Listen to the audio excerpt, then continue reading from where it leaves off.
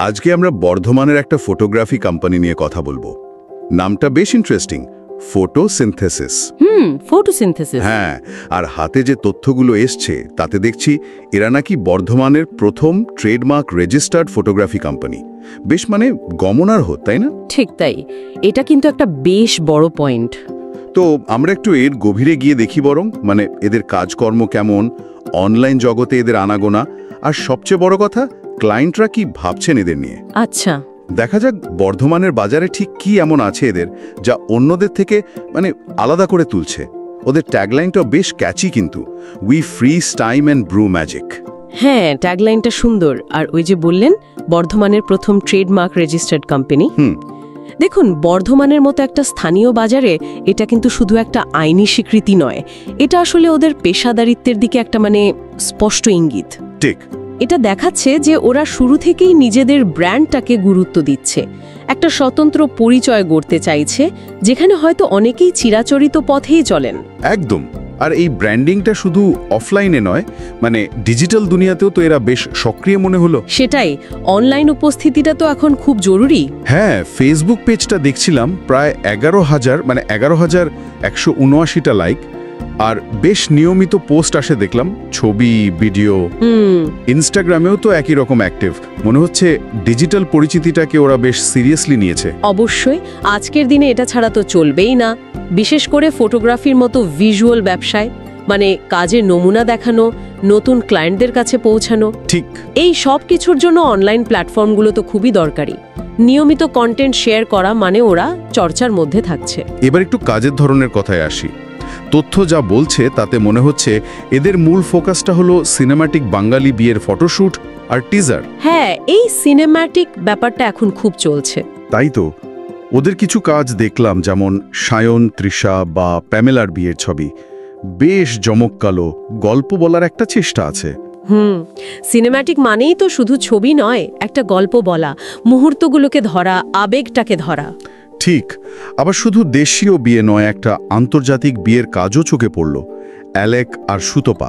আচ্ছা, তার ওরা বিভিন্ন ধরনের কাজের জন্য তৈরি, এটা ওদের ভার্স্যাটিলিটি দেখায়। হ্যাঁ, সেটাই ভাবছিলাম, শুধু বাঙালি বিয়ে নয়, অন্য ঘরানার কাজও করছে। আর এই সিনেম্যাটিক স্টাইলটা, এটা তো শুধু সুন্দর ছবি নয়, লাইটিং, ক্যামেরা অ্যাঙ্গেল, এডিটিং দিয়ে একটা ফিল্মি লুক আনার চেষ্টা। বিহাইন্ড দ্য সিনস বা টিজার শেয়ার করে ওরা দর্শকদের আরো কাছে টানার চেষ্টা করে, মনে হয় যেন একটা সিনেমার অংশ দেখছি। একদম। আর এই সব কিছুর পর যেটা আসে সেটা হলো গ্রাহকদের মতামত। কাজ তো অনেক হলো, কিন্তু মানুষ কি বলছে, সেটাই আসল কথা। এখানেই আসল চমকটা। আমি দেখে একটু অবাকই হয়েছি। গুগল রিভিউ বলছে 100% পজিটিভ রিভিউ। 100%? সত্যি? হ্যাঁ, তথ্য তো তাই বলছে। গুগলে নাকি নিজেদের ক্যাটাগরিতে টপেও আছে, বর্ধমানে ওদের অফিসও আছে শুনলাম। বাহ, 100% পজিটিভ রিভিউ আর গুগল সার্চের টপ র্যাঙ্কিং, এটা কিন্তু বিশাল ব্যাপার, তাই না? বিশেষ করে ফটোগ্রাফির মতো একটা পরিষেবা ব্যবসায়, যেখানে ক্লায়েন্টের সন্তুষ্টি সব, এটা ওদের কাজের মান আর সম্ভবত গ্রাহক পরিষেবার ধারাবাহিকতা প্রমাণ করে। ঠিক, এই বিশ্বাসযোগ্যতাটাই হয়তো ওদের এগিয়ে রাখছে। যদিও 100%টা ধরে রাখা একটা বিরাট চ্যালেঞ্জ, তবে এই মুহূর্তে এটা ওদের বিরাট একটা শক্তি। তা বটে। আচ্ছা, যারা ধরুন এদের কাজ দেখে আগ্রহী হলেন, তাদের যোগাযোগের উপায় কি? মনে হয় ফেসবুক, ইনস্টাগ্রাম তো আছেই পোর্টফোলিও দেখার জন্য। হ্যাঁ, সেটা তো দেখলাম।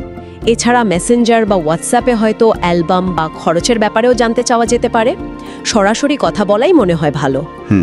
কাজের আরও নমুনা বা ক্লায়েন্টদের ফিডব্যাকও সরাসরি চাইতে পারেন আগ্রহীরা। অবশ্যই। তাহলে সব মিলিয়ে যা বোঝা গেল, ফটোসিনথেসিস বর্ধমানের বাজারে একটা বেশ পোক্ত জায়গা তৈরির চেষ্টা করছে। প্রথমত ট্রেডমার্ক রেজিস্ট্রেশন দিয়ে শুরু। হ্যাঁ, একটা ফর্মাল ব্র্যান্ডিং। দ্বিতীয়ত শক্তিশালী অনলাইন উপস্থিতি, ফেসবুক, ইনস্টাগ্রাম, নিয়মিত কন্টেন্ট। তৃতীয়ত একটা নির্দিষ্ট কাজের স্টাইল, এই সিনেম্যাটিক ওয়েডিং ফটোগ্রাফি। আর চতুর্থ এবং সম্ভবত সবচেয়ে গুরুত্বপূর্ণ, এই প্রায় নিখুঁত গুগল রিভিউ। একদম 100% পজিটিভ রিভিউ। সব মিলিয়ে একটা স্থানীয় সংস্থা হলেও এদের মধ্যে পেশাদারিত্ব আর আধুনিকতার একটা দারুণ মিশ্রণ দেখা যাচ্ছে। ওরা শুধু ছবি তুলছে না, একটা ব্র্যান্ড তৈরি করছে। ঠিক। এখানেই একটা কথা ভাবছিলাম, এই যে ছোট বা মফস্বল শহরগুলোতে বিয়ের ফটোগ্রাফিতে সিনেম্যাটিক ব্যাপারটা আসছে, এটা কি বড় শহরগুলোর থেকে আলাদা? মানে এর ধরন বা স্বাদ কি স্থানীয় সংস্কৃতির সাথে মিশে একটু বদলে যায়, নাকি এটা মোটামুটি একই রকম ট্রেন্ড? ইন্টারেস্টিং প্রশ্ন। আর এই রকম একটা স্থানীয় ব্র্যান্ডের এত তাড়াতাড়ি পরিচিতি বা সাফল্যের পেছনে মূল কারণটা কি?